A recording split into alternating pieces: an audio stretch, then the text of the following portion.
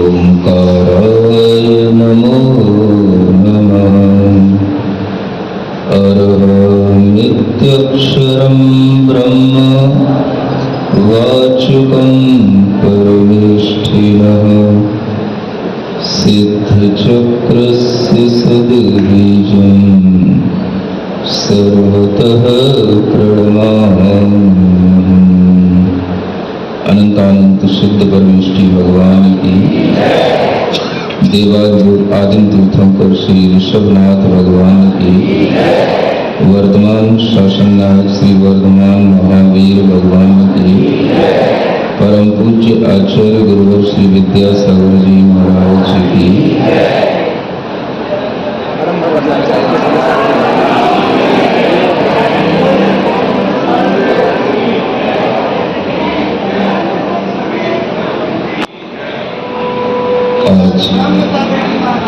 की जय हो।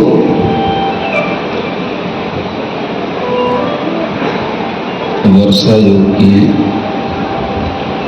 स्थापना का कार्य प्रारंभ होना है। उससे पूर्व में वर्षा योग के महत्व को समझते हुए यह वर्षा योग न केवल साधुजनों के लिए उपयोगी होता है किंतु श्रावकों के लिए भी उपयोगी होता है। यह विचार मन में लाकर के ही हम इस वर्षा योग की महत्ता को समझ सकते हैं।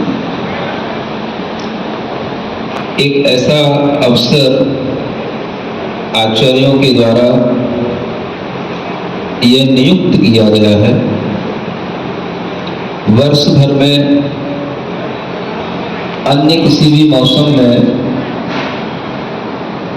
आप एक स्थान पर रुक सकते हैं या विहार कर सकते हैं, किसी भी तरह की कोई कंडीशन नहीं है। किंतु यह वर्षा योग का एक समय ऐसा होता है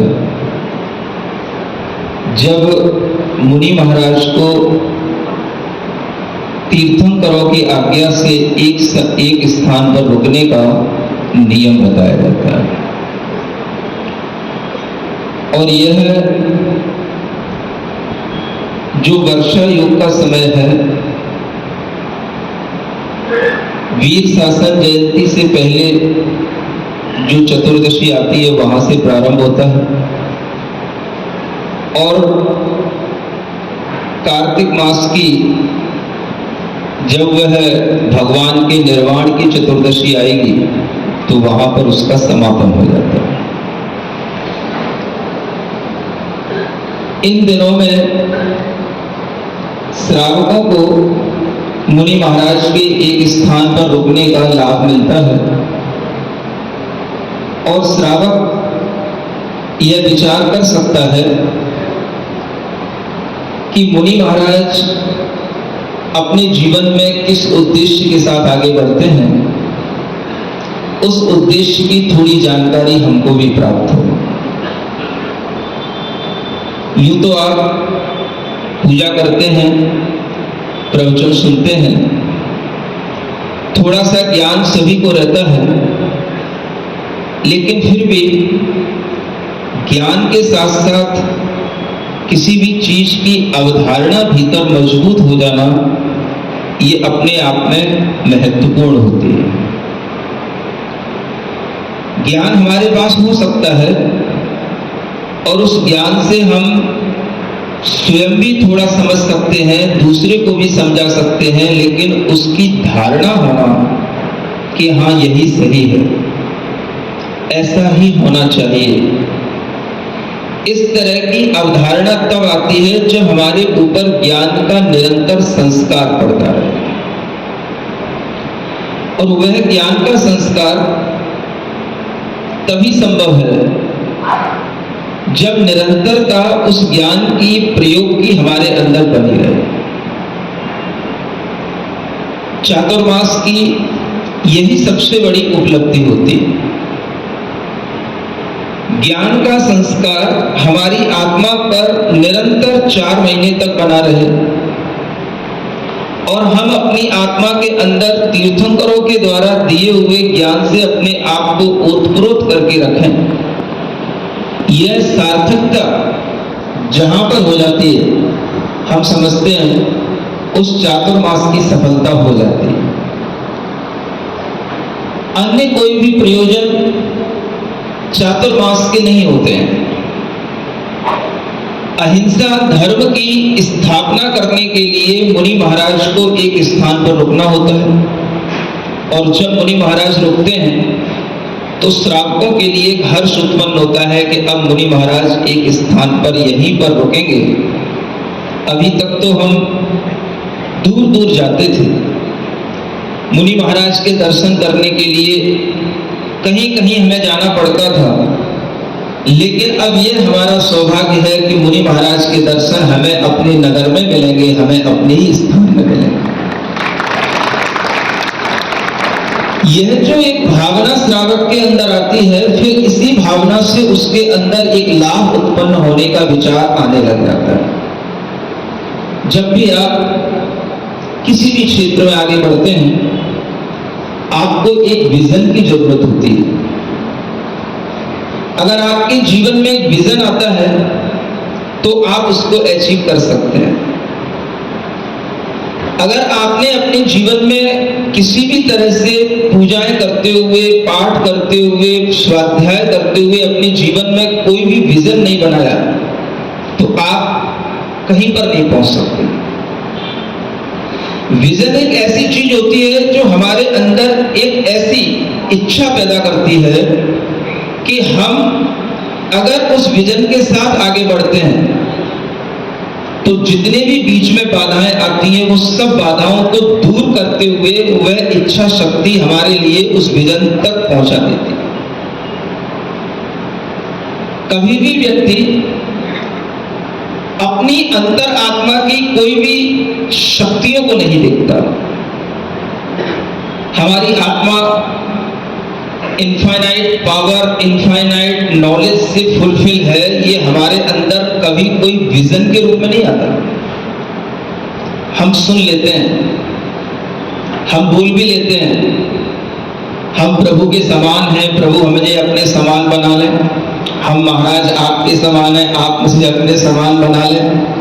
लेकिन ये हमारे अंदर एक विजन के रूप में नहीं आता कि हम अपने अंदर से अपनी ही इनफाइनाइट नॉलेज जो हमारे अंदर एक छिपी हुई शक्ति के रूप में है, हम उसको कभी भी प्रकट कर सकते हैं और उसको हम प्राप्त कर सकते हैं। दुनिया के अंदर आदमी तरह तरह के विजन बनाता है, तरह तरह की सक्सेस हासिल करता है और अंततोगत्वा उसे ये सोचना पड़ता है कि हमें इस विजन से, इस सक्सेस से क्या मिला। और जब वह सोचता है तो उसे लगता है कि मुझने बाहर तो बहुत नाम कमा लिया, बाहर तो हमने बहुत फेम कमा लिया, लेकिन हमारे भीतर कुछ ऐसा एहसास नहीं है कि मुझे लग रहा हो कि मैंने अपने जीवन को सार्थक कर लिया। जीवन की सार्थकता जहां प्रतिक्षण होती जाए और हमारा विजन भी हमारे सामने क्लियर होता चला जाए और हम उसी को अपनी सक्सेस मान करके आगे बढ़ते चले जाएं, इस तरह की जब अवधारणा हमारे अंदर आने लग जाती है तो हमारे जीवन का प्रतिक्षण संतोषप्रद और सुखप्रद होता है। तीर्थंकरों ने हमें एक वो राह दिखाई है जिस राह पर हम अगर थोड़ा सा कॉन्शसनेस के साथ चलें तो हमें बहुत कुछ अच्छा मिल सकता है। लेकिन हमारी चेतना गवारा नहीं करती कि हम कुछ भी धैर्य के साथ सुने, धैर्य के साथ सीखें, धैर्य के साथ कुछ अपने अंदर पहुंचाएं।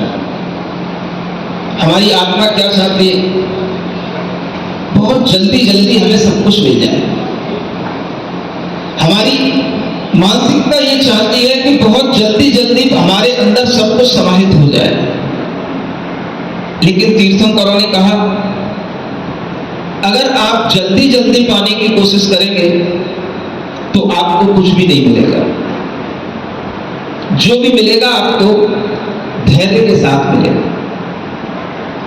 और जो व्यक्ति धैर्य के साथ चलता है, धैर्य के साथ आगे बढ़ने का अपना एक मकसद बना लेता है, तो उस व्यक्ति के जीवन में वह धैर्य ही उसकी तपस्या बन जाती है।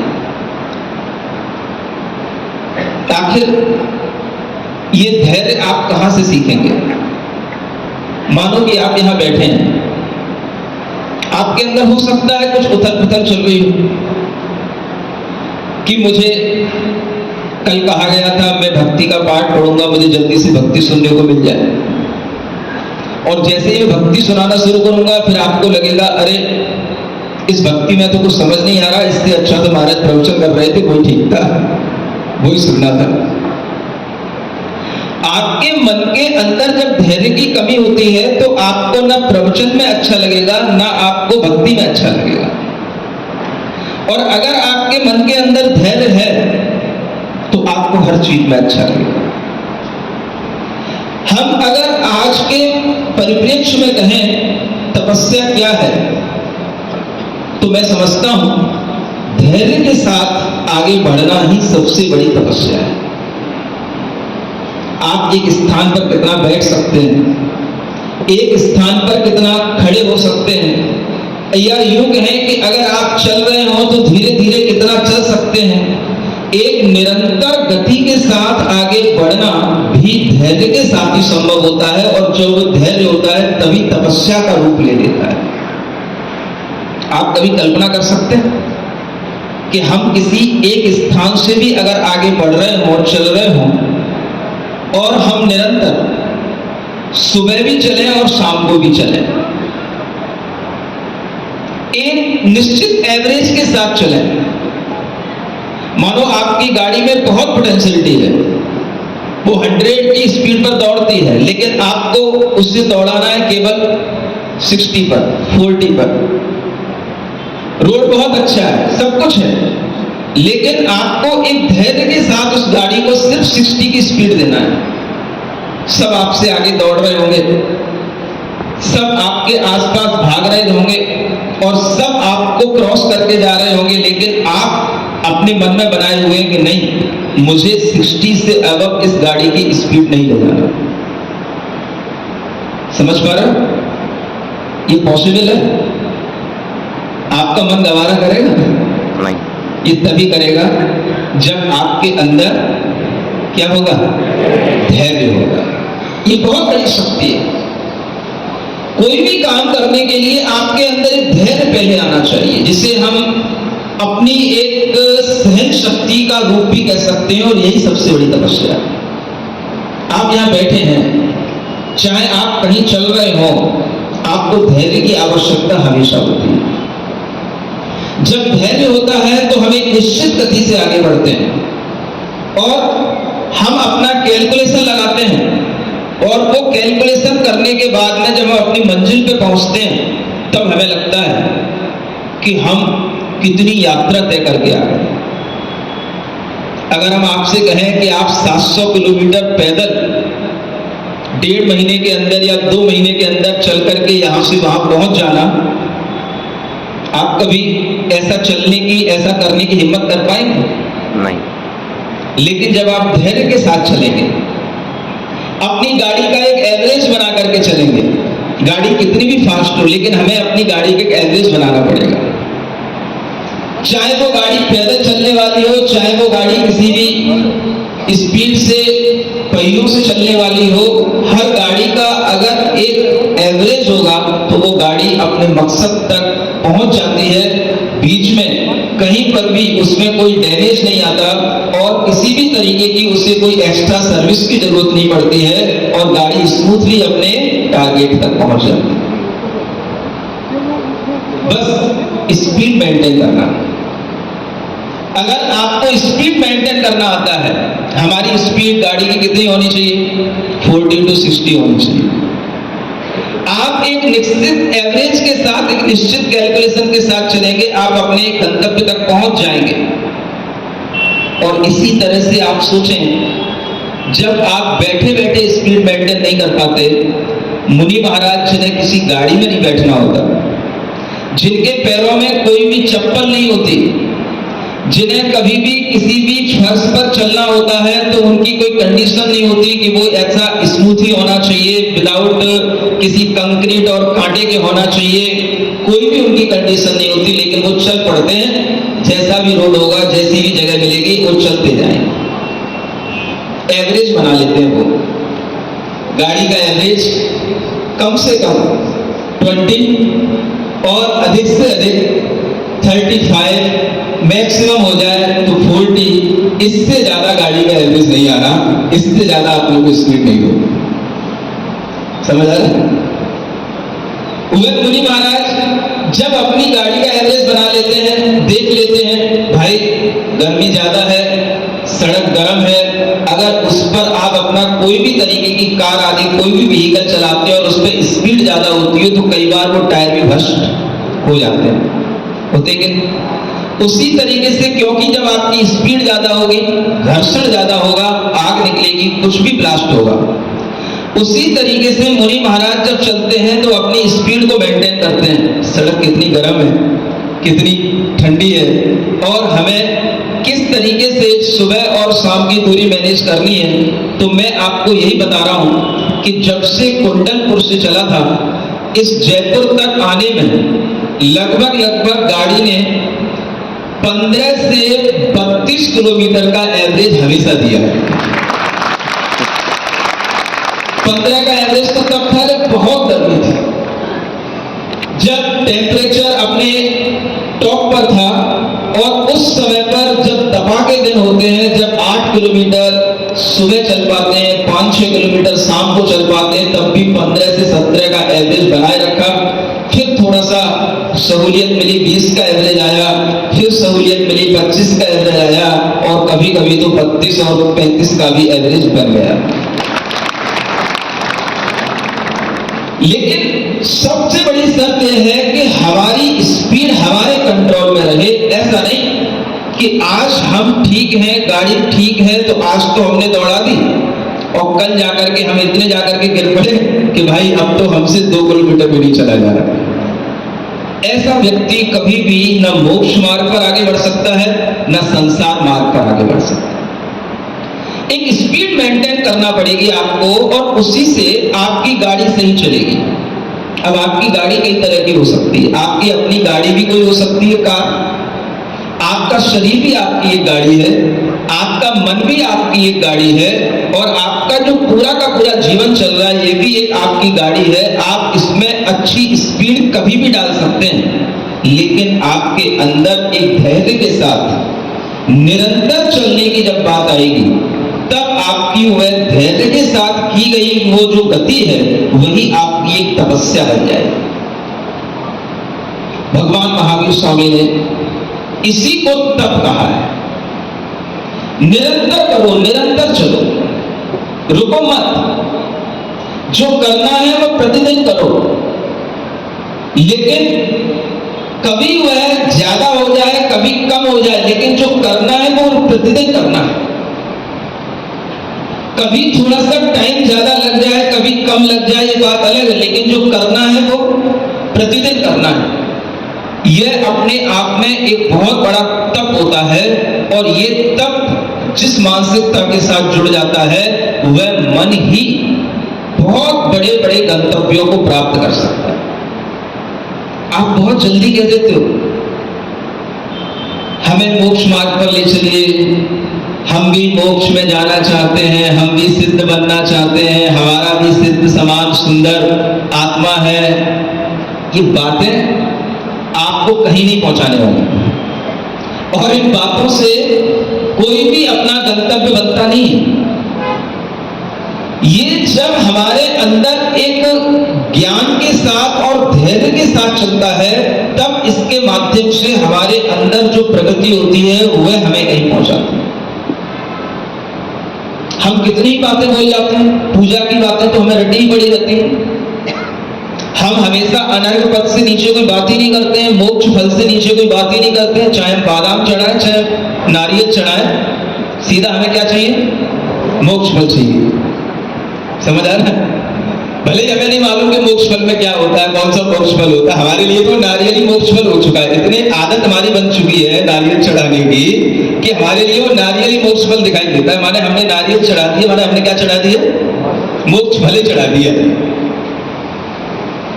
कहने को हमारे मन में आता है मोक्ष फल प्राप्त है, अनर्ग पद प्राप्त है, लेकिन क्या अनर्ग पद को प्राप्त करने का आपके अंदर कोई विजन है? आपके अंदर कोई एक निरंतर गति प्राप्त करने की कोई भीतर से नॉलेज है? नहीं। और इसीलिए आप कहीं नहीं पहुंचते सिवाय जिनवाणी में लिखी हुई पूजाओं की लाइनें आप पढ़ते रहते हैं, और भीतर तक जब आपको जाने की कोई भी बात आती है तो आप अपने आप में पाते हैं कि हम पहले भी वहीं थे, आज भी वहीं हैं। जितनी कसाई हमको पहले होती थी 10 साल तक पूजा करने के बाद आज भी उतनी हो रही है। जितना लोभ लालच हमको 10 साल पहले था आज भी हमको उतना ही हो रहा है, कम नहीं हुआ है, बल्कि आज इस दुनिया को देखते हुए थोड़ा बढ़ ही गया है, कम नहीं हुआ है। पहले तो पता पड़ता था लोग एक मकान में एक घर में संतुष्ट हो जाते थे, घर चाहे बड़ा होता था, लेकिन आज व्यक्ति के पास में 10 जगह 10 तरह की प्रॉपर्टी पड़ी होती है, तभी उसको थोड़ा सुकून मिलता है कि मैं कुछ हूं। नहीं तो उसे लगता है मैं सबके जैसा हो गया तो मेरा कोई लेवल ही नहीं है। आप सोचें कि आपका लोभ लालच कम हो रहा है कि लोभ लालच बढ़ रहा है? आपकी कसाएं कम हो रही हैं, आपका एजुकेशन आपका कम हो रहा है कि बढ़ रहा है? आपने कभी इस तरह से अपने आप को पूजाएं करने के बाद और किसी भी तरीके की धार्मिक क्रियाएं करने के बाद जब तक आप अपना ऐसा ऑब्जर्वेशन नहीं करेंगे तब तक आपको भीतर से कुछ उपलब्ध नहीं होगा। कहना ये चाहता हूं 4 महीना कहने को है। ज्यादातर तो आपको अगर माहौल रहा तो 4 महीने भी माहौल बना रह सकता है, नहीं तो 2 महीने यहां और 2 महीने जो शहर की और कॉलोनी बची है वहां। अब देखो उन्होंने हाथ है ना तालियां पीट दी, जिनको लग रहा है कि मैं कहीं बगल में शांति नगर का हूं कि कोई त्रिवेणी का हूं कि कोई महावीर नगर का हूं कि दुर्गापुर का हूं, तो महाराज यहां आएंगे। आपके लिए वह 4 महीने एक जगह पर एक जैसे मिले, इसमें आपको सुकून है, या हमारी कॉलोनियों में थोड़ा थोड़ा थोड़ा थोड़ा थोड़ा थोड़ा सब जगह डिस्ट्रीब्यूट हो जाए उसमें सुकून है? आप सोच लो, मुझे कोई फर्क नहीं पड़ रहा, मैं तो अपना जीवन जी रहा हूं, मैं अपने कार्य समय पर कर रहा हूं। आपको सब कुछ सोचना है। अगर आपकी निरंतरता बनी रहती है और आपके अंदर एक भाव बना रहता है कि हम धैर्य के साथ 4 महीने में अपने अंदर क्या पाएंगे, ये अगर हमारे अंदर एक भाव बना रहता है तो उसके लिए आपको एक इस तरह की स्पीड बना के रखनी पड़ेगी कि हमें प्रतिदिन समय पर इस कार्य के लिए हमें पहुंचना है। हमें अपने विजन को भी क्लियर बनाना है, हमें अपनी नॉलेज को भी क्लियर बनाना है, हमें आगे बढ़ने के लिए कितनी स्पीड कब कहां कैसे दे सकते हैं अपने कैरेक्टर वाइज, उसको भी हमें क्लियरिटी लाना है। ये जब चीजें हमारे सामने होंगी तब आपको कुछ उपलब्ध होगा। जब आपके सामने ये सब आ जाता है तब आपको लगेगा कि हमारे जीवन में भी कुछ है। विजन केवल बाहर के नहीं बनाए जाते। आज के बच्चों से पूछो तो सबने अपना विजन बना रखा है। मुझे बेंगलोर में जॉब करना है, मुझे मुंबई में जॉब करना है, मुझे सिंगापुर और हांगकांग जाना है, मुझे वहां पर एक कोठी लेना है, फ्लैट लेना है, वहां पर मैं अपना परिवार बसाऊंगा। सबने बस इतना सा अपना विजन बना रखा है। ये कोई विजन नहीं होते, ये तो अपने जीवन को चलाने के लिए छोटी छोटी सी यात्राओं के छोटे छोटे से डेस्टिनेशन होते हैं। विजन वे होते हैं जिन्हें पाने के बाद कुछ और पाने की इच्छा ना बचे, जिसको प्राप्त कर लेने के बाद में फिर कुछ और प्राप्तव्य न रह जाए, उसको विजन कहते हैं। ऐसा विजन कभी आपने बनाया? आपके सामने कितने ही तीर्थंकर हो गए, कितने ही आपके सामने मुनि महाराज हो गए, आचार्य हो गए, लेकिन आप अपने अंदर उस तरह के विजन को कभी बना नहीं पाते। मैं चाहता हूं आप इस बार इस तरह का अपना विजन बनाएं, एक बार देखने की कोशिश करें कि तीर्थंकर कहां से चलते हैं और कहां पहुंचते हैं और कैसे पहुंचते हैं। हम उनमें से किसी भी तीर्थंकर को ले लें और हम उन तीर्थंकरों के ही द्वारा ये समझने की कोशिश करें कि उन्होंने अपने जीवन में कैसे कैसे क्या क्या किया, और अगर वो आज हम नहीं कर पा रहे हैं तो कोई बात नहीं, लेकिन अगर किसी स्थान पर पहुंचने का कोई भी मार्ग है या पैटर्न है तो वो वही है जो हमें तीर्थंकरों ने बताया। आज हमारे दिमाग में अगर ये बात आ जाएगी तो आपको अपने आप प्रतिदिन 8:30 बजे से लेकर के 10 बजे तक का टाइम, अगर आपके 24 घंटे में इतना सा टाइम निकल के आ जाएगा तो आपके जीवन में एक अलग ही तरह का ट्रांसफॉर्मेशन हो जाएगा। एक अलग ही तरह की आपके जीवन का एक उद्देश्य बन जाएगा, एक अलग ही तरह की आपके जीवन में एक अनुभूतियां आएंगी, और उन अनुभूतियों के लिए आपको थोड़ा सा इतना ही धैर्य रखना पड़ेगा। क्या धैर्य? सुनने का भी एक धैर्य होता है। मैं समझता हूं सुनने का ही ज्यादा धैर्य होता है, सुनाने में तो कोई धैर्य होता नहीं। सुनने वाला धैर्यवान होता है। आप सोचे मैं आपको यहां बैठाले हुए हूं और मैं आपको कुछ सुना रहा हूं, मैं आपके अंदर एक धैर्य को बढ़ा रहा हूं, आपको पता नहीं पड़ रहा है, आपकी क्वालिटी बढ़ रही है। अगर आप यहां बैठे बैठे बिना किसी इरिटेशन के, बिना किसी अनइजीनेस के आप यहां पर 1 घंटा निकाल पाते हैं, बैठ पाते हैं, इट मींस आपकी फिजिकल फिटनेस भी ठीक है और मेंटली भी आप राइट हैं। समझ आ रहा है? क्योंकि अगर आदमी की फिजिकल फिटनेस ठीक नहीं होगी तो वो 1 घंटा बैठ नहीं पाएगा। समझ में आ रहा है? और मेंटली भी अगर वो डिस्टर्ब होगा तो भी 2-5 मिनट बैठने के बाद में इधर उधर दौड़ने लग जाएगा। तो इसका मतलब है कि आप फिजिकली भी ठीक हैं और मेंटली भी, बोलो बोलो, सो ओके तो है ना? अब ऐसे ही लोगों की जरूरत है अपने को, जो मेंटली भी रिटायर्ड हो गए और फिजिकली भी रिटायर्ड हो गए। उनके साथ हम क्या करेंगे? अपने को ऐसे ही लोगों की जरूरत है जिनका कम से कम मेंटल लेवल इतना उनके साथ में चल रहा है कि हाँ, वो प्रसन्नता के साथ 1 घंटा बैठ सकते हैं, प्रसन्नता के साथ 1 घंटा सुन सकते हैं। अगर इतनी क्षमता हमारे अंदर, आप सोचो, अगर प्रतिदिन आ जाए और 4 महीने तक ये क्षमता बनी रहे, आप क्या कहते हो?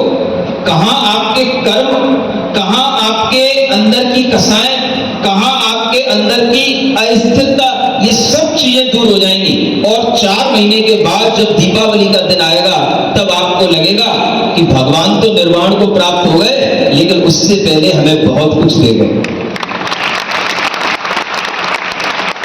ये स्थापना से निष्ठापना तक की भूमिका मैं आपको बता रहा हूं। स्थिरता जरूरी है, मन मानता नहीं है। आज महाराज आप आ गए हो, दर्शन कर रहा हूं, हमने आगे के प्रोग्राम बना रखे हैं। सितंबर के महीने में हमें 10 लक्षण करने वहां जाना है, उसके बाद में फिर मैं आऊंगा लौट करके 4 दिन घर पर रुकूंगा, फिर मुझे गिरनार जी जाना है, सम्मेश शिखर जाना है, ना जाने कितने तीर्थों की यात्रा करना है। वो सब मुझे इसी चतुर्मास में करनी है।